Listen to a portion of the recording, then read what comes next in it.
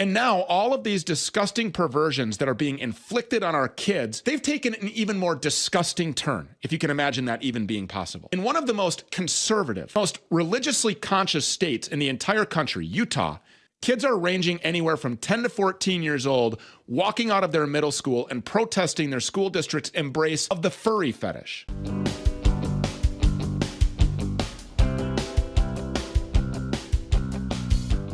Welcome to my channel, Outspoken Samantha. If you are new here, welcome. I would love it since you clicked on the video to watch it if you would help me to grow this channel and hit that subscribe button now. And if you're returning, welcome back. I truly do appreciate your continued support on my channel and having conversations and leaving comments and just helping me to gain more traction. And I would love it if you would just make sure that you are subscribed as well. So we are going to talk about yet another thing that the leftist activists have advocated for but have said is not happening. So I believe this was on Wednesday. A story broke in Utah that about 70 middle schoolers staged a walkout over the fact that there are students in their schools who identify as furries and who are making the learning environment chaotic, and they are tired of it. So the kids are out in front of the school, and this reporter did stop to ask them some questions. So let's hear from them what their version of events are. So are they wearing a mask every day? Yes. But every time they go, they're always just wearing a mask. But the principal finally stood up and banned those stuff. But they still wear them every day, and they don't get in trouble. The principal doesn't make them get in trouble. Yeah. All the principal says is just be kind, be nice, be nice. And then What's the point of dressing up like a furry? it's just I don't know. They think they're so cool that they want to get a lot of be attention. I think they want attention. So people can come at them and just look at them and think that they're so cool. Okay. Also, Are you guys going to be in trouble for walking out of school today? no, maybe we might. If we go back on school grounds, we will get in trouble. Hopefully not. We're standing for our rights. We're standing for what the furries are wrong. This is wrong. They should not be Do doing your this. parents know you guys are out here? Yes. Okay. They attack us. If they bite us and we just kick them, we get in trouble. They attack us. They attack us and we get in trouble. And how else do they attack you guys? They either bite us, they scratch us, they bark pounce on at us. us. They pounce on us. And then they run on all fours and pounce on people. Why are they spraying you with febreze? Just because we apparently have rabies. And there's a rumor that they were putting litter boxes in the girls' bathroom. And the boys. They started putting litter boxes. I heard that was just a rumor. No, It's true. So I know it's kind of hard to understand what some of them are saying because they are all talking at once, as kids usually do, but let's just go through some of the things that they were saying. So the kids said that these students that identify as furries wear these animal masks every single day, and that the principal did actually try to put his foot down, or her foot down, don't really know, and ban the masks from school, but the kids ignored the rule and continued to wear them anyway, which is a total parenting failure because these parents clearly have no problem raising kids to believe that their feelings are the only ones that matter and that the rules don't apply to them. And I would also bet that every single one of those parents votes Democrat. And when the principal lost control of the situation and couldn't do anything about it, they put the responsibility on these kids to deal with it and said that it was their job to be nice. So of course, like the society that most of us are living in now, the people that obey the rules and who are actually trying to be productive are the ones who suffer because the ones who scream the loudest get their way, they get to do whatever they want, and they face no consequences. When these kids are asked what is the point of dressing up like a furry, one kid says it's what they identify as, another says it's to get attention, and others say it's because they think they're so cool, which I think speaks for a lot of the people that take on all of these alternate identities. And when asked if they will get in trouble for walking out, they all say no. But one girl says, well, if we go back into the building, we're going to get in trouble, meaning that they will be punished for wanting normalcy in their school environment, which, by the way, the normalcy benefits the students, the teachers, and administrators, so they should all be in favor of this. But I guarantee, had it been the 0.1% of students who are calling themselves furries who had staged this walkout, it would be totally fine and there would be no trouble for them at all. But I love how these kids recognize that this is wrong, and clearly the parents who are raising these kids are doing an amazing job. And if you think about it, who is going to go further in life? These kids that are grounded in reality and truth and facts in consideration for other people, or the kid that's running around in a dog mask barking at kids and not facing any consequences for terrorizing the people around them. And when they're asked specifically how these kids who identify as animals are disrupting the environment, they say they bite them, they pounce on them, and they spray them with febreze, because apparently these furry kids are pretending that everybody else has rabies. And I love how they're debunking the fact that the left keeps insisting that these stories about litter boxes being in school bathrooms, they keep saying that this isn't happening, that this is a total lie, when in fact it is something that is happening, and this is not the first time that we have heard about it. But it's always interesting where they choose to draw their line, because apparently it is too far for litter boxes to be in the girls' bathroom, but they constantly insist that boys need tampons in the boys' bathroom. So all of that happened. And this wasn't just a couple of students, maybe trying to find a way to get out of being in school. This was a bunch of students who were clearly sick and tired of having to deal with all of this craziness just when they want to go to school. But then a local news outlet called KSL out of Utah decided to release a follow-up article saying that there's no evidence that this is happening. In the article, it says allegations of students at Mount Nebo Junior High School dressing up like animals and biting, barking, and pouncing on fellow students created a social media firestorm on Wednesday. As it turns out, these allegations were completely unfounded, said Seth Sorensen, spokesman for the Nebo School District. Last week, students were not treating each other respectfully, and things were occurring that they just did not feel were appropriate and conducive to education, Sorensen said. A small group of students at the school were wearing headbands with animal ears, which led other students to throw food at them. Kelsey James, a spokeswoman for the Utah State Board of Education, said that incident prompted the school to send a letter to students' families.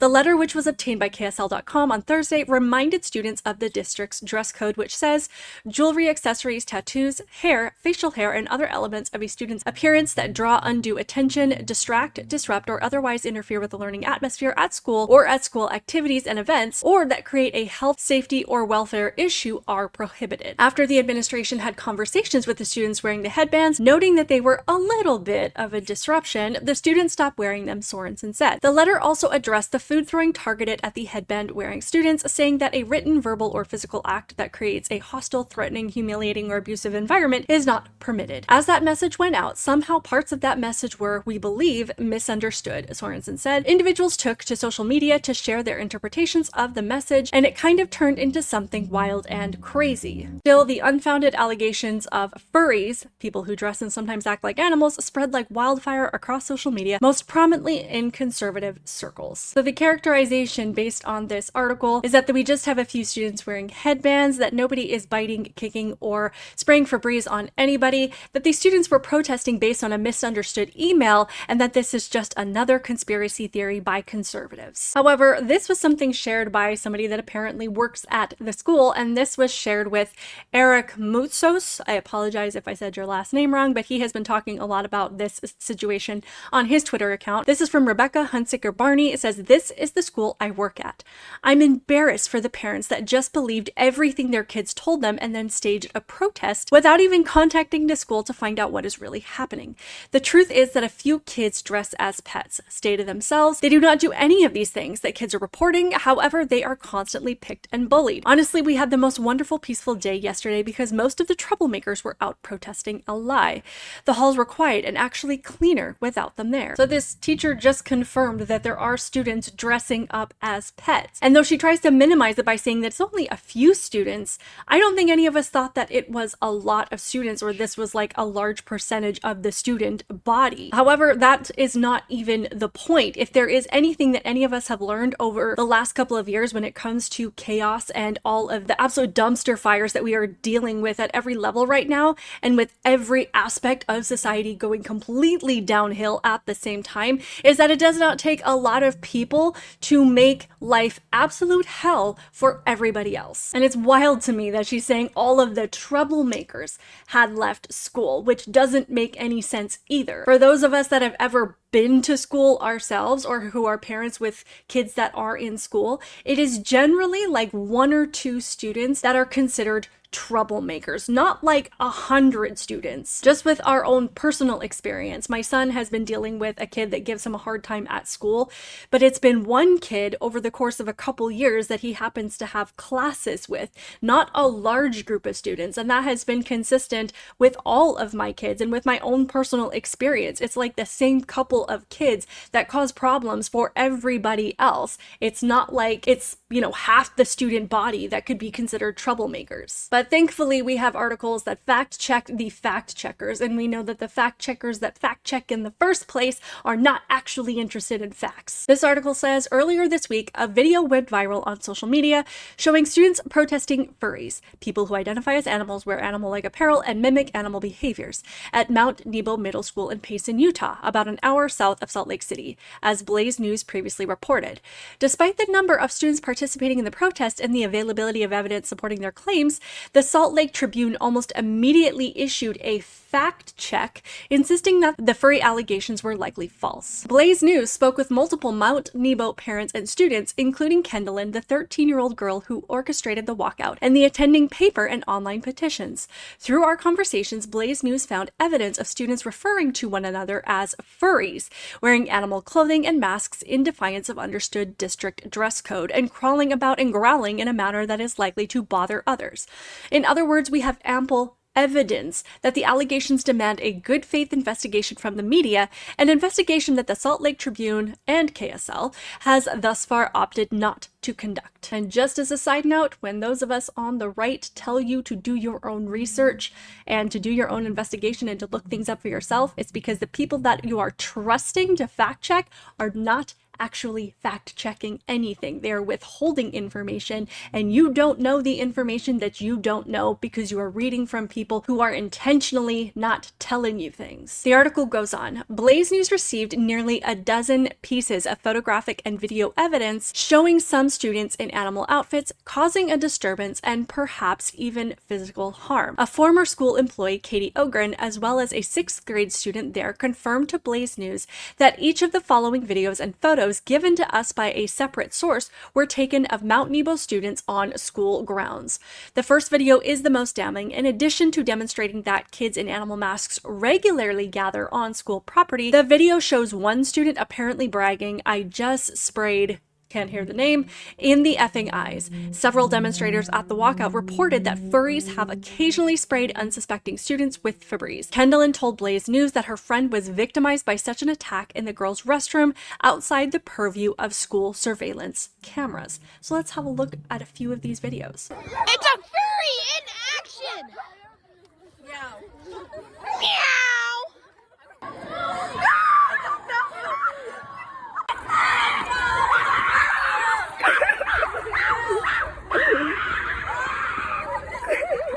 This looks like a little more than just wearing animal ears. And what's been even more astonishing is the response from the teachers and administrators in the school. It says, as strange as some of the Mount Nebo student behavior and clothing has been, the response from adults in the building is perhaps more alarming. Various students at the walkout claim to have reported to teachers and administrators incidents of furries barking, hissing, preening, and even biting, only to be either ignored or even disciplined for lodging complaints. If we try to do something to get away from the furries, or we tell them to stop, we get suspended, one boy told reporter Adam Bartholomew of Utah Main Street Media. And the same spokesperson that we mentioned before, Sorensen, he emphatically denied the existence of a furry group at Mount Nebo, dismissing the accusations as young kids occasionally playing dress up.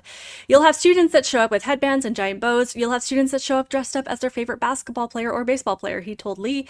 That's just what kids at this age do. And this is actually just extremely disheartening because what the media, these teachers, and these politicians are doing by siding with the most disruptive people in our society and punishing those who stand up to it, particularly in this case with these kids, is they're grooming these kids to live in a society where their voice does not matter, where they cannot disagree with whatever conditions are forced upon them, and they will be punished for speaking out. And to me, this shows the kind of society that they expect these kids to live in by the time they grow up, and it is not an American society. It's not one with free speech, freedom of religion, equal opportunity, or equality under the law.